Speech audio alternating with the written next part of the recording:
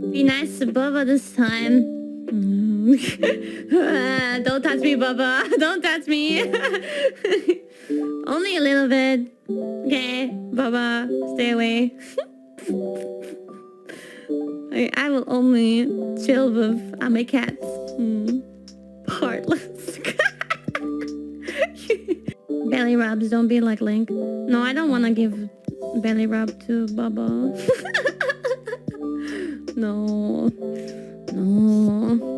He'll get too excited. I'll give him very gentle and very mild pets, okay? And then mostly, in the end, I'm a cat person, so I will go back to the cat. Awa told us how much he loves you.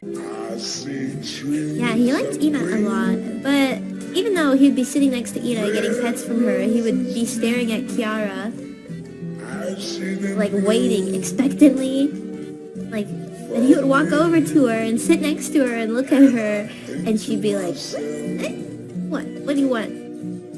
Because he doesn't understand why I don't pet him like the others do. I'm playing hard to get, maybe.